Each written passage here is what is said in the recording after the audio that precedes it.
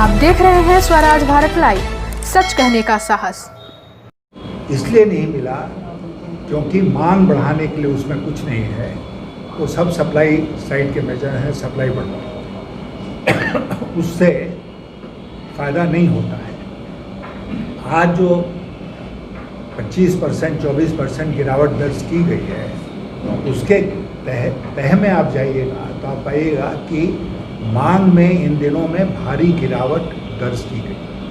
और इसीलिए मांग गिरावट दर्ज करने का कारण जो मैंने बताया आपको, इनकम में कमी आएगी तो मांग में कमी। तो आज भी वही समस्या बनी हुई, वो बिल्कुल बेकार साबित हो रहा है।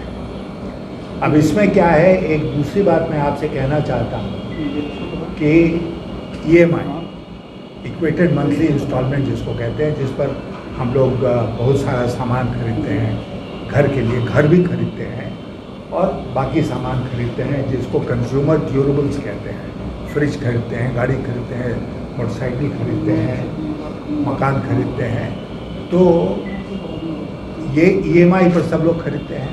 अब ये बहुत सिंपल लॉजिक है और ये EMI का कल्चर हम जब वित्त मंत्री थे तब शुरू हुआ था। इसलिए थोड़ा विस्तार में आपको बताना चाहेंगे कि मान लीजिए कि आप एम्प्लॉयड हैं, आप नौकरी में हैं, आप एक गाड़ी खरीदना चाहते हैं, तो क्या होगा, आप पैसा हर महीने जमा करते करते 20 साल बीत जाएगा, तब आपको एक गाड़ी खरीदने पर पैसा होगा।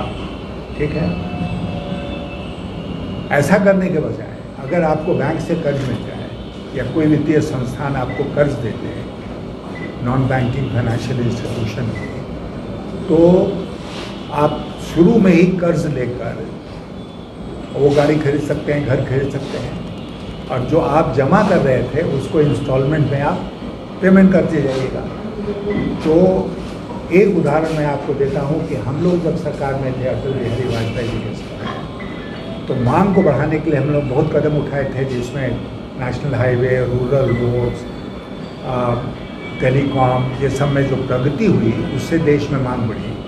और एक और काम हुआ कि बड़े पैमाने पर भवन निर्माण, जिसमें रिहायशी मकान शामिल थे, उनका काम शुरू किया गया कि मकान बना के लोगों को ऑफर करो। और उस समय क्या था कि मकान, अपना फ्लैट या मकान खरीदने में औसत उम्र जो थी भारत के लोगों की, वो 45 वर्ष की थी। और जब हम लोगों ने ये सुधार किया तो लोग EMI पर कर्ज लेकर 25 वर्ष की आयु में ही मकान अपना लेने लगे। आप में से बहुत लोगों को उससे फ़ायदा हुआ। तो ये EMI का कल्चर हमारे देश में शुरू हुआ, जो कि विदेशों में बहुत सालों से चल रहा है। अभी EMI लेके बहुत लोगों ने काम अपना चलाया है। ये जब संकट आया, लॉकडाउन हुआ, तो हुआ कि EMI का क्या होगा, तो उन्होंने कहा कि EMI पर मॉरेटोरियम, यानी कि पेमेंट पर हम रोक लगाते हैं। अब मॉरेटोरियम का समय ख़त्म हो गया 31 अगस्त को। उसके बाद क्या होगा, क्या आप लोगों को हमको चुकाना पड़ेगा EMI? अभी तक उसमें सरकार का फैसला नहीं आया है। मैं जोर देकर आज इस बात को आपके सामने कहना चाहता हूँ कि नंबर 1, EMI का मॉरेटोरियम कंटिन्यू करना चाहिए जब तक स्थिति में सुधार नहीं हो जाता है, ताकि खास करके मिडिल क्लास जो है उसको परेशानी नहीं हो।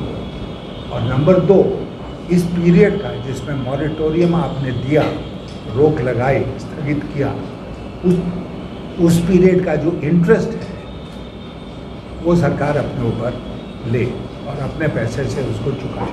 लेकिन सरकार का हाल आप देख रहे हैं, रेवेन्यूज़ का भारी शॉर्टफॉल हुआ है और GST में जो राज्यों को मिलना चाहिए उसमें कई लाख करोड़ रुपया इन्वॉल्व है। वो पैसा भी जो राज्यों का दे है वो भी सरकार नहीं दे रही। वो कह रही है राज्यों से कि तुम जाके ऋण ले लो, लोन ले लो और उससे अपना काम चलाओ, जबकि ये देनदारी भारत सरकार की है। अंत में मैं अर्थव्यवस्था के ऊपर एक बात और कहना चाहूँगा, अब फिर इस विषय से दूसरे विषय पर जाएंगे, और वो ये है कि जब 24 मार्च को भारत सरकार ने देश भर में स्ट्रिक्ट लॉकडाउन लगाया, शुरू का लॉकडाउन आपको याद होगा, सब कुछ थम गया। उसके साथ साथ विकास का जो पहिया था वो भी थम गया। तो लॉकडाउन लगाते समय या कोई भी कदम उठाते समय सरकार का ये कर्तव्य बनता है कि उसके जो नतीजे होंगे उस पर विचार कर लें। 22 मार्च को जनता कर्फ्यू लगा और 24 मार्च को लॉकडाउन लग गया और बढ़ता ही चला गया। अभी भी बिहार में लॉकडाउन लगा हुआ है, तो वो हमारा कम हो जाएगा, ट्रांजैक्शन कॉस्ट कम हो जाएगा, तो हमारी अर्थव्यवस्था दुनिया भर में ज़्यादा कॉम्पिटिटिव हो जाएगी। आत्मनिर्भर भारत बनना है तो सबसे पहला काम हम लोग करना चाहिए, जैसे अटल जी की सरकार में हम लोगों ने किया था, कि देश के इंफ्रास्ट्रक्चर को मजबूत करो। लेकिन ये सरकार तो कर नहीं रही है। चाहे एमएसएमई का सवाल हो, चाहे ईएमआई का सवाल हो, हर कोई पिस रहा है। लाखों की संख्या में छोटे छोटे उद्योग धंधे आज बंद हो गए हैं। ये भयानक स्थिति है और एक्ट ऑफ गॉड कह के सरकार बच रही है कि एक्ट ऑफ गॉड है, हम क्या कर सकते हैं।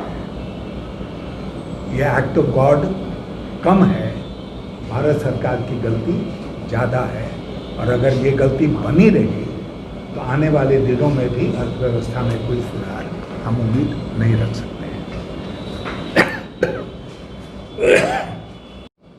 हालांकि पटना में बैठे हैं और पटना में एक बहुत महत्वपूर्ण मुद्दा शायद नहीं है कि आज चीन भारत की 1000 वर्ग मील जमीन पर कब्जा किया हुआ है। 1000 स्क्वायर किलोमीटर्स पर चीन ने लद्दाख में कब्जा कर लिया है। ये सिर्फ गलवान में जो हुआ वही बात नहीं है, या जो अभी 30 या 31 अगस्त को चीन घुसते घुसते घुसते घुसते 1000 किलोमीटर, सब जानकार लोग इस बात को स्वीकार करते हैं कि 1000 किलोमीटर भूमि उसने हाल के दिनों में भारत से छीन लिया है। और हम लोग सब बैठे हैं आराम से, कोई फर्क नहीं पड़ता है, हमको गुस्सा तक नहीं आता है। हम कहते हैं बहुत खुशी की बात है, चीन घुसा है। प्रधानमंत्री जी कहते हैं न घुसा था न घुसा है, कोई क्वेश्चन नहीं करता है, न घुसा था न घुसा है, तो 1000 वर्ग किलोमीटर कहाँ गया यार, कोई सवाल पूछने वाला आज इस देश में नहीं है। और जो लोग सवाल पूछ रहे हैं उनको कहा जाता है कि देशद्रोही है। अगर आप अपने अखबार में छापेंगे, टीवी में दिखाएंगे, तो हमारे साथ आप भी देशद्रोही हैं। आर्मी की इज्जत हम सब लोग करते हैं, लेकिन प्रजातंत्र में कोई भी संस्था ऐसी नहीं है जिससे सवाल नहीं पूछा जाएगा, including supreme court of India. सब लोग अकाउंटेबल हैं। किसके प्रति अकाउंटेबल हैं? पार्लियामेंट के प्रति, जनता के प्रति। ये प्रजातांत्रिक व्यवस्था है। तो चीन ऐसे कर रहा है और चीन से हम लोग लगातार रोज बात कर रहे हैं ना। एक दूसरा पड़ोसी देश है, वो जरा सा कुछ करता है तो हम सर्जिकल स्ट्राइक करते हैं। आज क्यों नहीं सर्जिकल स्ट्राइक करते हैं चीन के खिलाफ? एक कार्टून हमने देखा था जिसमें एक आदमी हमारे प्रधानमंत्री जी की छाती नाप रहा था, देखा था आप लोगों ने ना। तो उन्होंने पूछा कि सर कितना लिख दूँ, तो उन्होंने कहा पाकिस्तान के लिए 56 इंच और चीन के लिए 26 इंच। यही यथार्थ है आज के दिन। और लद्दाख में जो कुछ हो रहा है उसको छुपाया जा रहा है। आप लोगों को डोकलम याद है? 1917 में जो क्राइसिस आया था, डोकलम भूटान, चाइना और भारत की तीनों की सीमा पर है, और एक वैली है जिसमें चीन घुस आया था, और 70-71 दिन वहाँ पर दोनों फौजें आमने सामने रही थी। और उसके बाद हम वहाँ से ड्रम पीटते हुए आए, भगा दिया चीन को, ऐसे कर दिया। आप लोग भी लिखते हो चीन दुम दबाकर भागा। चीन को ऐसे भारत ने सबक सिखा दिया, ठीक है। और आज डोकलाम के बारे में कोई बात नहीं कर रहा है, कोई कर रहा है? डोकलाम का नाम भी हम लोग भूल गए। डोकलाम में चीन ने वही किया जो चीन वहाँ करना चाहता था। हम पूरा वापस आ गए, हमारी फौज, और चीन 10 कदम पीछे आ गया। और जैसे ही हमारी सेना वहाँ से वापस आई, वो 10 कदम आगे बढ़ गए। 10 कदम आगे ही नहीं बढ़ गए, वहाँ हेलीपैड बना लिया, वहाँ पूरा परमानेंट कंस्ट्रक्शन कर लिया। अगर बटालियन स्ट्रेंथ था वहाँ पर चीन का, तो वहाँ पर रेजिमेंटल स्ट्रेंथ वहाँ हो गया है। और चीन जो करना चाहता था, स्टेटस को जो यथा स्थिति है, लाइन ऑफ एक्चुअल कंट्रोल को उसको बदल डालो, उसको बदल दिया डोकलाम में। कुछ दिनों के बाद हम लोग